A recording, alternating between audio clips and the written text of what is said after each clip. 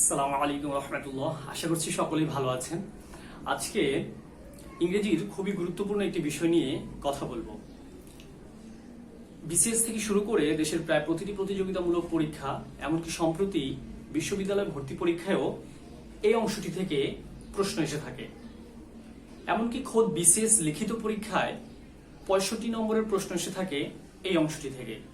আশা করছি বুঝতেই পারছেন, এই অংশটি হলো অনুবাদ বা ট্রান্সলেশন।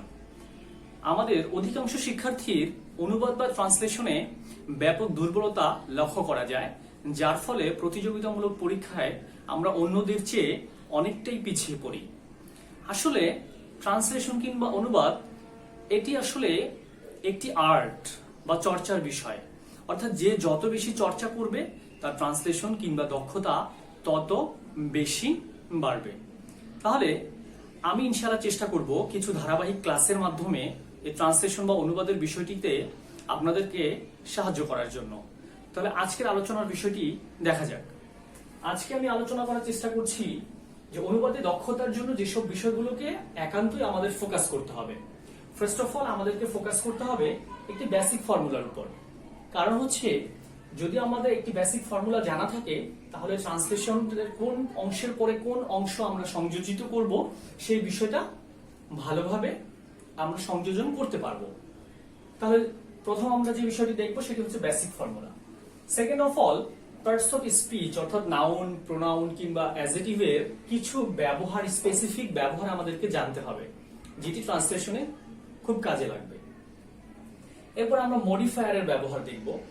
মডিফায়ার আসলে একটি সেন্টেন্স গঠনের জন্য অত্যন্ত গুরুত্বপূর্ণ ভূমিকা রাখে। আমরা বেঙ্গলি লার্নাররা অ্যাকচুয়ালি করি কি, আমরা পার্টস অফ স্পিচের ব্যবহারটা শিখি ঠিকই, কিন্তু মডিফায়ারের স্পেসিফিক ব্যবহার কিন্তু আমরা সেভাবে জানি না কিংবা শিখতে চাই না। কিন্তু মডিফায়ারের কিছু স্পেসিফিক ব্যবহার আছে, সেটাও আমাদের জানতে হবে।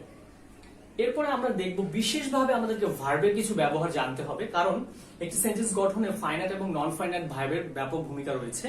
কিন্তু আমরা ফাইনাইট ভার্ব এবং নন ফাইনাইট ভার্বের ব্যবহারটা যদি ভালোভাবে আয়ত্ত করতে পারি, কিংবা কোনটি ফাইনাইট এন্ড কোনটি নন ফাইনাইট সেটা হয়তো আমরা ইংরেজিতে দেখে আমরা আইডেন্টিফাই করতে পারি, বাট যখন একটি বাংলা বাক্য দেয়া হয় তখন কিন্তু আমরা আইডেন্টিফাই করতে কষ্ট হয়। সেই বিষয়টি আমি একটু দেখানোর চেষ্টা করব।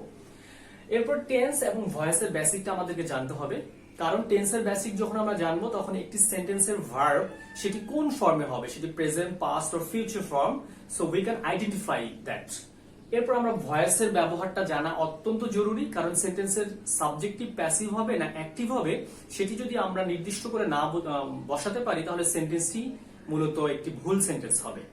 তো আমি ইনশাআল্লাহ ধারাবাহিক ক্লাসের মাধ্যমে এই বিষয়গুলো আয়ত্তে আনার জন্য আপনাদেরকে সাহায্য করার চেষ্টা করবো ইনশাআল্লাহ। তো আজকে আমি যে বিষয়টি নিয়ে আলোচনা করছি সেটি হচ্ছে বেসিক ফর্মুলা নিয়ে। তো বেসিক ফর্মুলা দেখুন আমি কি লিখেছি, কে অথবা কারা। কি, কে অথবা কারা হচ্ছে সিঙ্গুলার অথবা প্লুরাল। কি হচ্ছে যদি সাবজেক্টের প্যাসিভ ভয়েস হয় তাহলে ভার্ব। এরপর আমরা একটা ভার্ব বসাবো। দেন আমরা কাকে অথবা কি এই দুইটার যে কোনো একটি বসাবো, অথবা যদি সেন্টেন্সের দুটিরই উত্তর থাকে আমরা দুটোকেই বসাবো। এরপরে কিভাবে, অথবা কোথায়, অথবা কখন, অথবা কেন, সেন্টেন্সে যেটি থাকবে সেটিই আমরা বসাবো, যদি কোনোটি না থাকে আমরা বসাবো না। এই জন্যই আমি অবলিক দিয়ে দিয়ে লিখেছি। আচ্ছা, তো বাংলা থেকে ইংরেজি ট্রান্সলেশনের ক্ষেত্রে অবশ্যই আপনাদেরকে একটি বিষয় মাথায় রাখতে হবে, তা হলো first of all you have to identify the verb, finite verb. আপনাকে ভার্বটি প্রথমে চিনতে হবে। আপনি যদি সেন্টেন্সের ভার্বটিকে চিনতে পারেন তাহলে আপনার ট্রান্সলেশনের কাজ 50% শেষ, আর 50% আপনি স্ট্রাকচারে বসিয়ে বসিয়ে করে ফেলতে পারবেন খুব সহজে। আশা করি আমি আপনাদেরকে একটি উদাহরণের মাধ্যমে খুব ভালোভাবে জিনিসটি দেখাতে পারবো।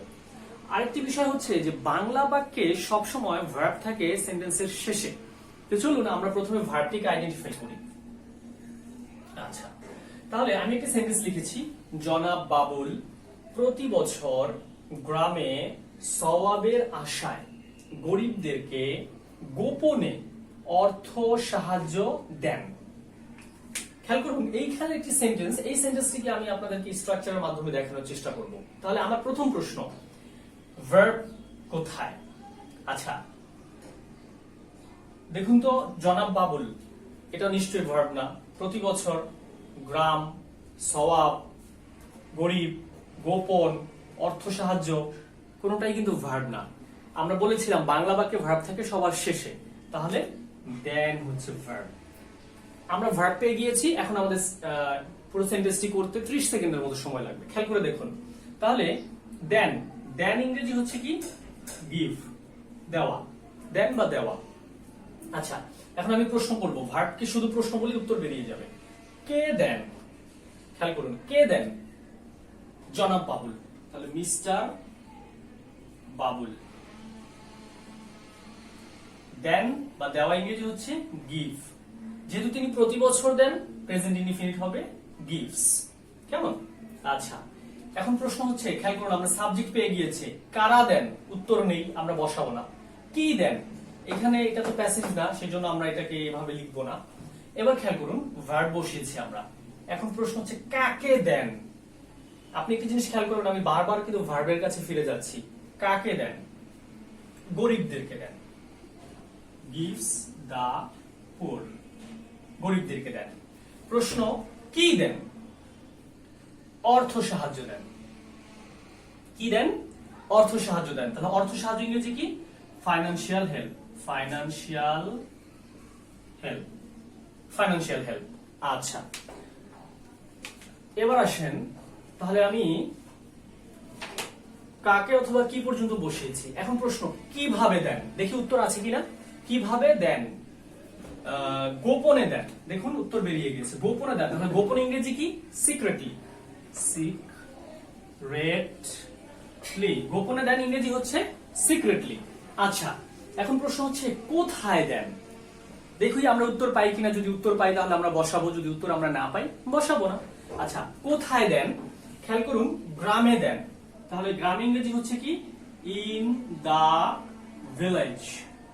কোথায় দেন? গ্রামে দেন। কখন দেন? দেখি উত্তর পাই কিনা। প্রতি বছর দেন। তাহলে প্রতি বছর ইংরেজি কি? এভরি ইয়ার, প্রতি বছর দেন। আচ্ছা, কখন দেন? প্রতি বছর দেন। কেন দেন? সওয়াবের আশায় দেন। তাহলে সওয়াবের আশায়, এটার ইংরেজি কি? সওয়াবের আশায়। আশা ইংরেজি হচ্ছে হোপ, সওয়াব মানে হচ্ছে রিওয়ার্ড। তাহলে সওয়াবের আশায়, in the hope of reward, সওয়াবের আশায় দেন। তাহলে খেয়াল করে দেখুন, mister Babul gives the poor financial help secretly in the village every year in the hope of reward. এই যে দেখুন, একটি এত বড় সেন্টেন্স, সেই সেন্টেন্সটিকে আমরা কত সহজে একটি স্ট্রাকচার বা বেসিক ফর্মুলা ব্যবহার করে সমাধান করে ফেললাম। আশা করছি অনুবাদের যে প্রতিযোগিতামূলক পরীক্ষা প্রশ্ন হয়, সেখানে কিন্তু এত বড় সেন্টেন্স দেওয়া থাকে না। তো তাহলে অনুবাদের ক্ষেত্রে আপনাদেরকে প্রথমে যে জিনিসটা ফোকাস করতে হবে, অবশ্যই ভার্বকে আইডেন্টিফাই করতে হবে। ভার্বকে আপনি যখন আইডেন্টিফাই করবেন, আপনার 50% কাজ শেষ। এরপরে আপনি ভার্বকে ধরে ধরে এই অংশগুলো দিয়ে প্রশ্ন করবেন। তাহলে দেখবেন প্রত্যেকটা অংশের উত্তর বেরিয়ে যাচ্ছে এবং খুব সহজেই আপনার সেন্টেন্সটি অনুবাদ হয়ে গেছে। আশা করছি এই বেসিক ফর্মুলাটা আপনারা বুঝতে পেরেছেন। যদি আমার এই ভিডিও দ্বারা আপনারা সামান্যতম উপকার হয়, আমি প্রত্যাশা করব আমার চ্যানেলটি সাবস্ক্রাইব করবেন এবং শেয়ার করে দিবেন। আশা করি সকলে ভালো থাকবেন। আসসালামু আলাইকুম ওয়া রাহমাতুল্লাহ।